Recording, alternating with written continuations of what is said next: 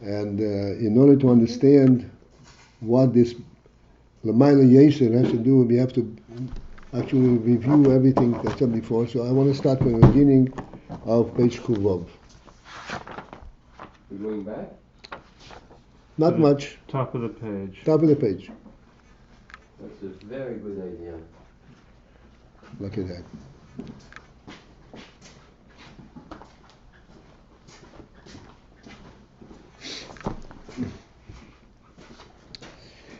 Baruch atah Adonai Elohim Elohim Shalom Mivoreh.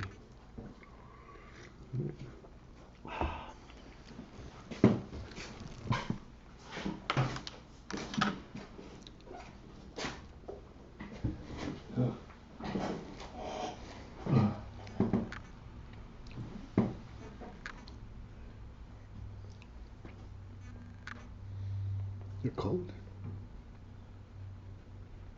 I'm not 100%. You're not well. So I hope everybody had a joyous Purim. Yes, it was very nice. I was by Rabbi Lerman from Yesnifas. There was his whole dining room was a long table. There were 30 people. Impressive. Very nice. Okay, so we're starting from the top of page Kuvov. Chaim.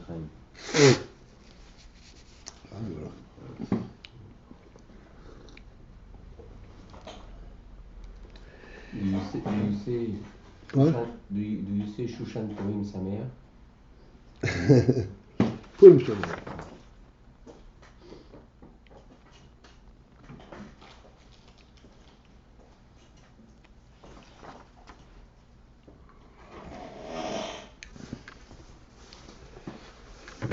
So we are trying to identify the difference between atzilus and briah.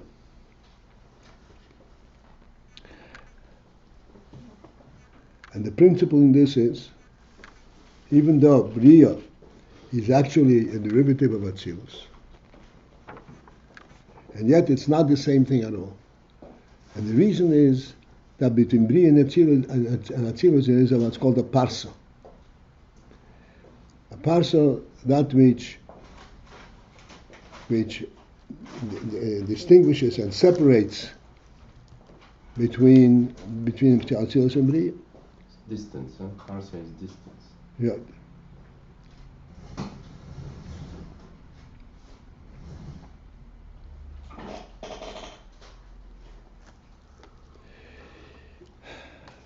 So now we're trying to define what is the difference, in fact, between the mochin, the way they're in atzilus, and the way they're in briah.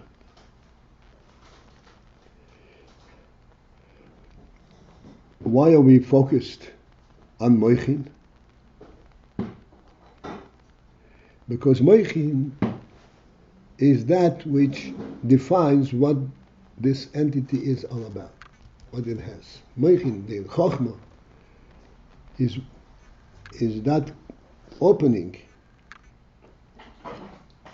that brings life and brings elokus into this level.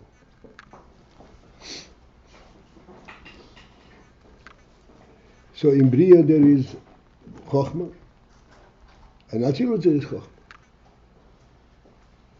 And through chochmah of briah gets the light of atzilus. However, the chochmah of briah is not the pure chochmah the way it is in atzilus. And therefore, certain aspects get filtered out. And this is what we are trying to identify.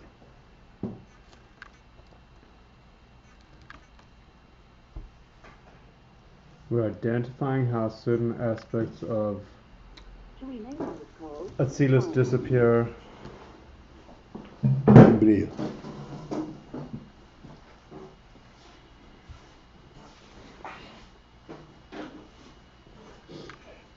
going to disappear. It doesn't have. It's not of the same. There's a parsa, and therefore it's a different type of mochin, different type of gil. And what is the difference?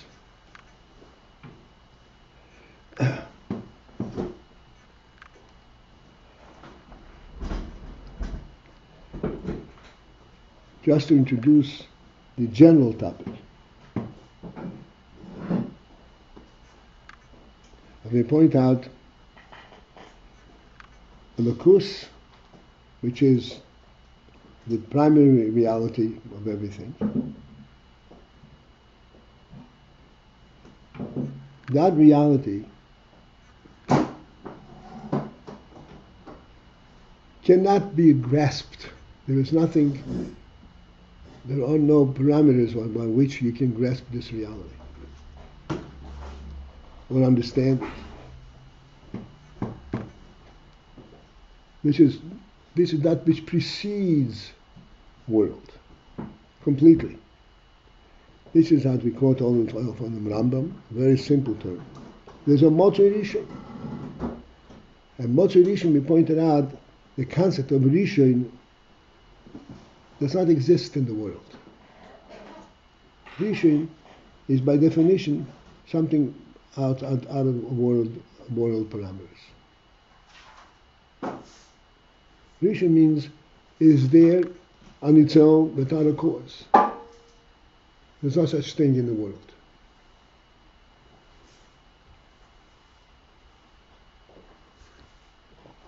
And in truth, we cannot even conceptualize it.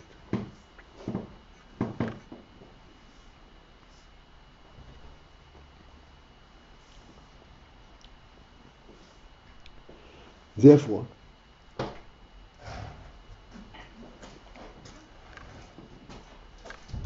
despite that limit, nonetheless, in briah too, in the world also, there is what's called mochin, and there is also chochmah. And chochmah in briah takes that which chochmah has chochmah qualities. Takes that which chochmah it takes, which is a natural things. What is the difference between the chochmah the way it is in briah and the chochmah the way it is in atzilut?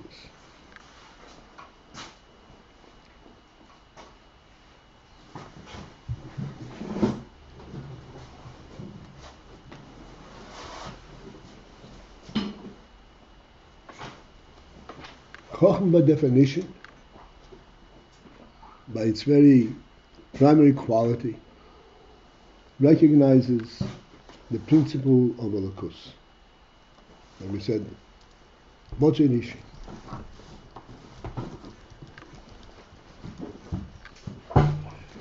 Just as we discussed many times, that chochmah is, in the Gashmi, is akin to sight, and we discussed it, that sight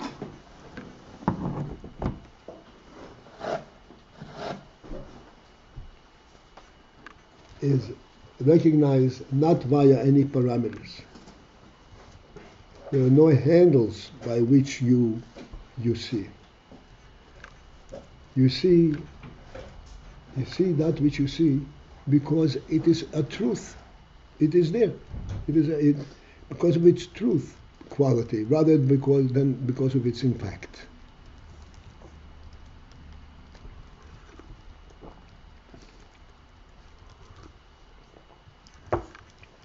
Like you pointed out, one of the primary sights that we relate to, purely on sight level, is the sky. There is nothing definitive in the sky that we can say we see such and such.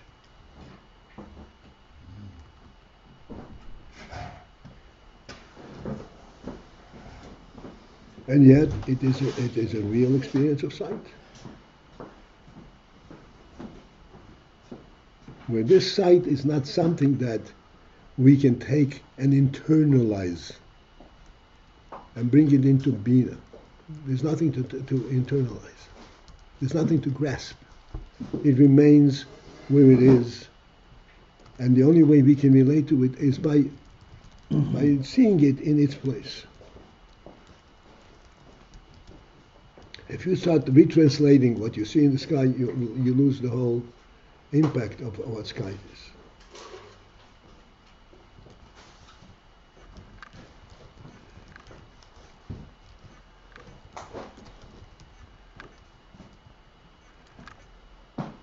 This is the definition of mochin, of chochmah b'chalal. And yet we say that despite that, the chochmah de briah is different than chochmah de atzilut. Chochmah de briah is different. Okay. It still qualifies as chochmah, but there's a primary difference, and this is why the resultant world is briah, not atzilut.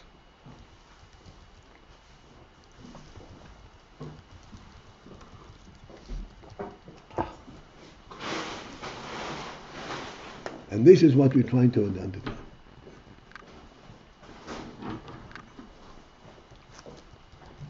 Maybe it's not a fair question, but just for the sake of the notes, is there a decent translation for the word briah with atzilut?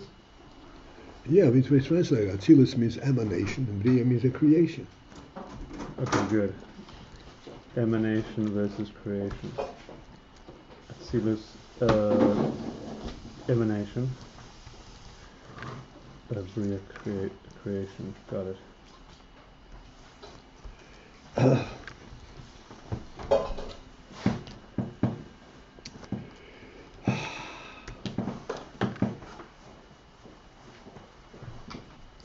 Yesh leimar. In order to further define and understand the difference, the following can be said about briah and atzilut. The klal was bechinas ha-mochin, the briah, that the principle, the overall bechina of mochin, of briah, from the highest to the lowest level of mochin. Mochin in general of briah have this qualifier. Hein bechinas mochin ashayochin al hamidus. They're the bechina of mochin that pertain to midus.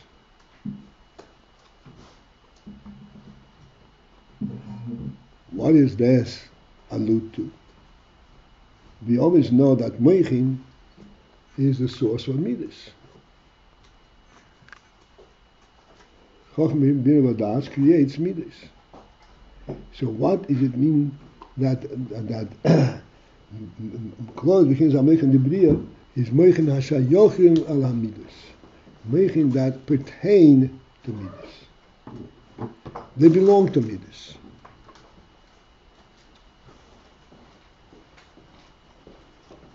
What does this mean? The hinei noida, for it is known sheyesh beis madreges b'mochin. Now there are two madreges in mochin. In mochin itself there are two madreges. And both qualify as mochin.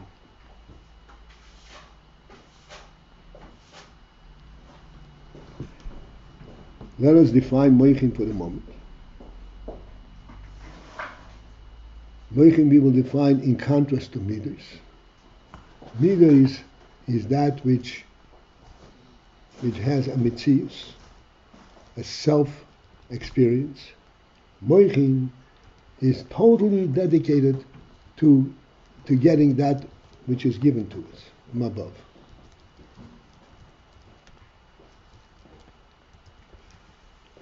And in mochin itself there are two madregas. Namely, mochin be'etzem, that which is mochin be'etzem, that which is mochin in essence, and that which is mochin hashayochem el hamidus.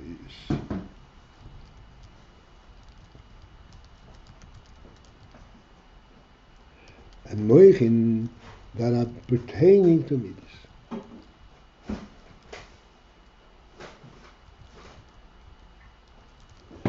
Now, mochin in general,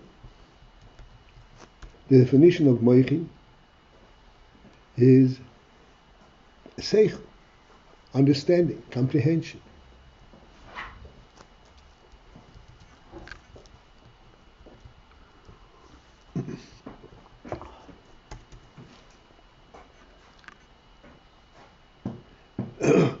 And in this comprehension realm, there are two aspects, two levels.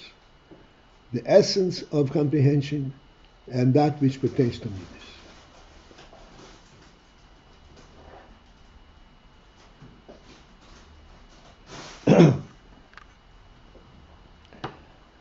Let's continue. The mochin be'etzem, where mochin be'etzem, which means the essence of mochin, hu hasogas hado etzem hadover, that pertains to hasogas etzem hadover, to grasp and comprehend etzem hadover, the essence of that which you understand. Shemasik b'sichloi, that he is masik, that he conceptualizes and comprehends in the seichel.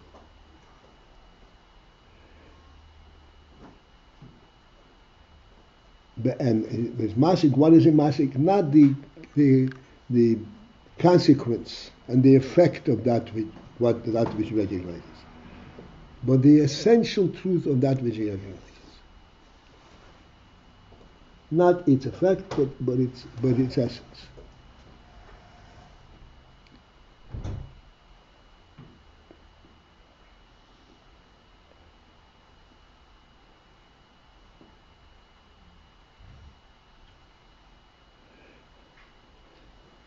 The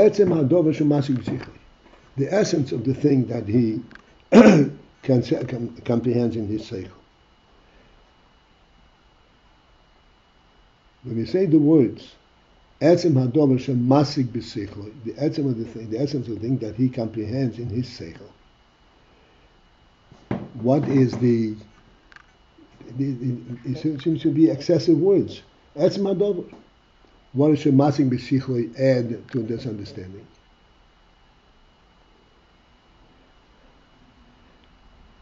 The point of using these words Shemasik B'Sichloi is to point out that Seichel is a pure and neutral experience, observer.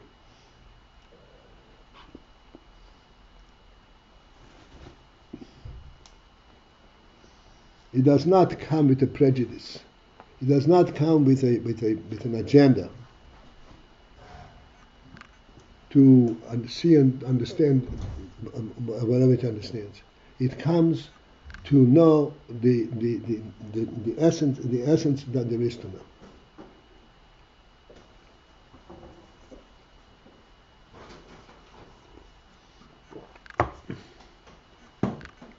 Now again, essence, you have to understand to begin with that essence is a super worldly concept.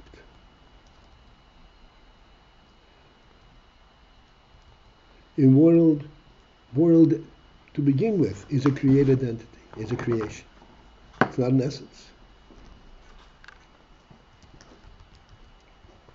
So what then do we mean Masik etzem hadover?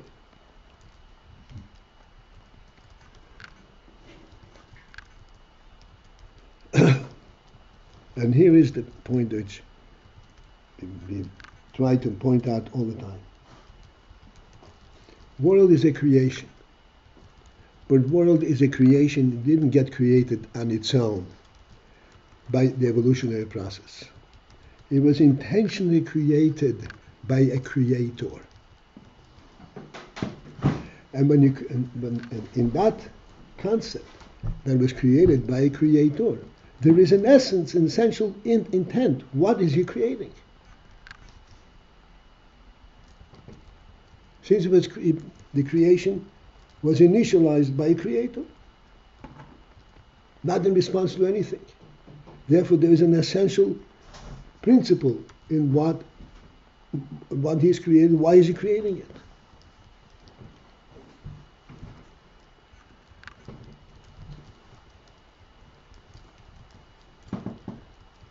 This etzem hadover, this is what gives essence, the principle of essence into the world. But the principle of essence, therefore, in the world is not the created entity, but the creator's part in it.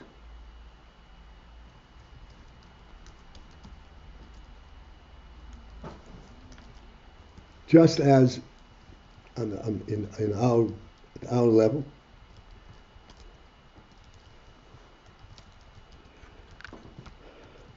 we also build things and make things.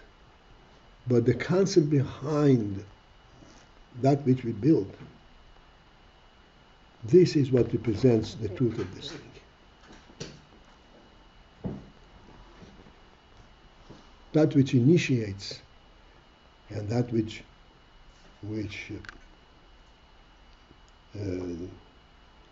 so to speak, forces the conclusion, the completion of it, rather than the actual structure itself.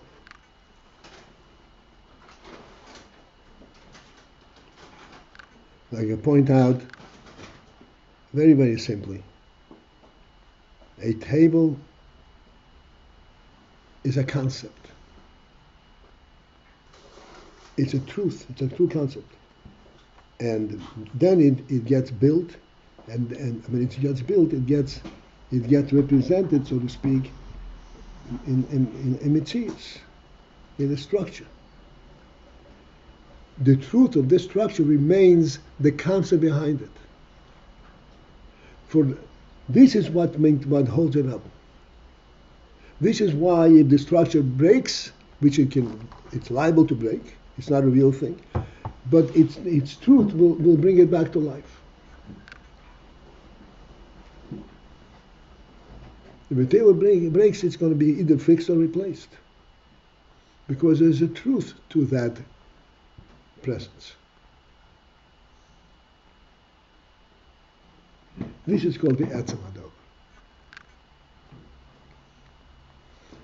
To comprehend this etzem hadover, this is the inyan of mochin be'etzem.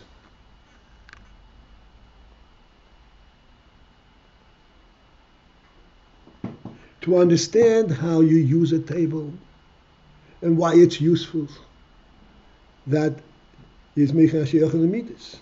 It's a different kind of mechin. But the essential concept, that is known to mochin be'etzem.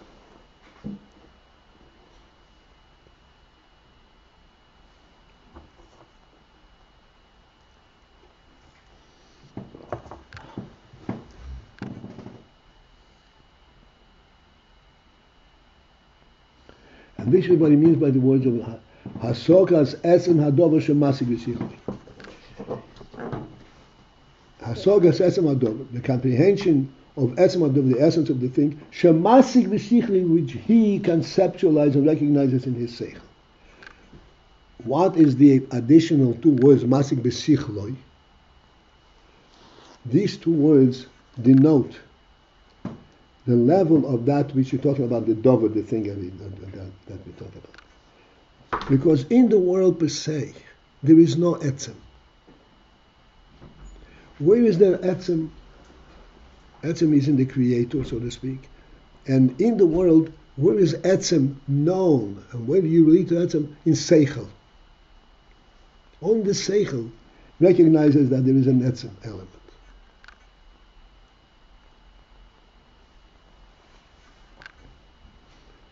Going back to our simple illustration, that the table is not just a utility, but it's a true human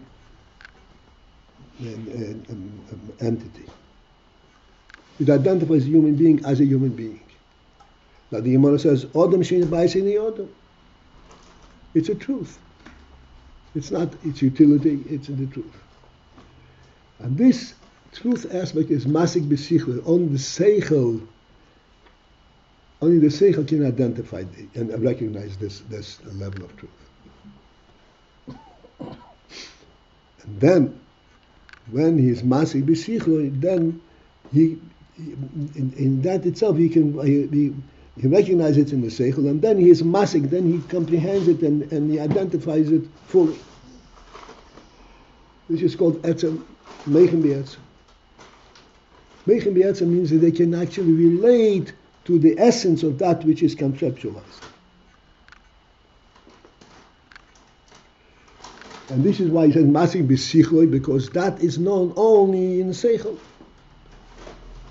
It is not known at any other level.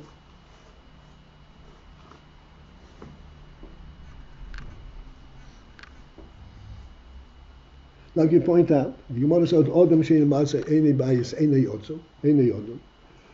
A bias is a very useful structure in the world. But only a human being appreciates a house for what it is. But the essence of a house.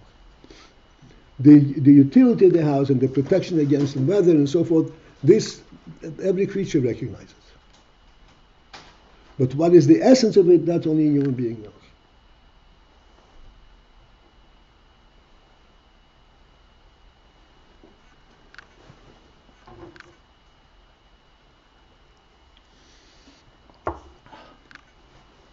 This is why he adds the words shemasik b'sichlei. Etzem hadover shemasik b'sichlei. That's that which only the seichel identifies, and he is masik etzem, that essence. This is mochin b'etzem. And then there's another level, mochin shel midas, mochin of midas, that pertains to midas. Who? That is shemasik toiv hadover, where he comprehends the goodness and the benefit of this thing.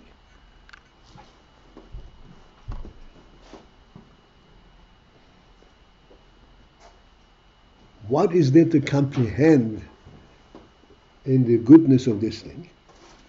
The goodness of the thing you experience. What is there to comprehend? The comprehension pertains to the seichel aspect, shemishum zeh, where as a result of this, because it has this quality, because it provides this kind of a status. This is why it is necessary, it is justified that one should love this thing.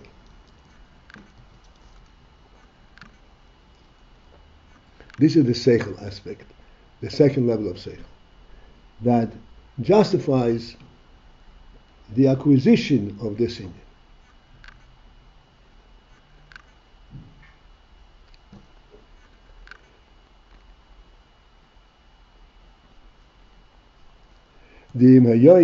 One more line,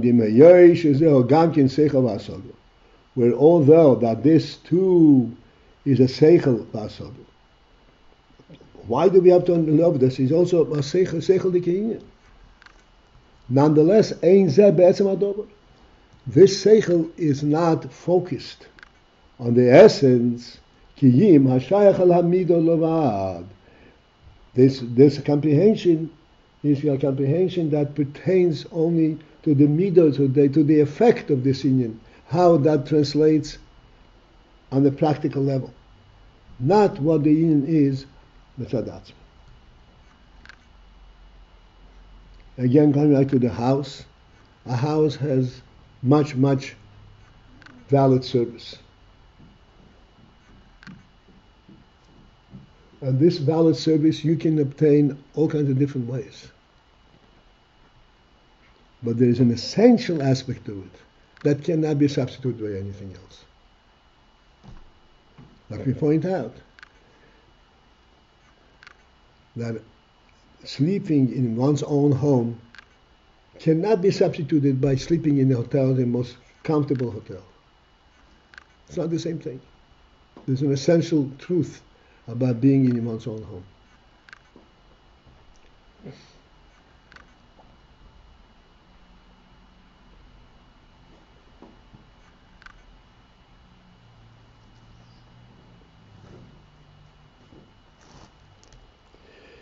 All right, this will be it for this morning, I believe. So the only one out there is Ellie. Svi was there earlier as well. What? Svi also was there. I'm not sure.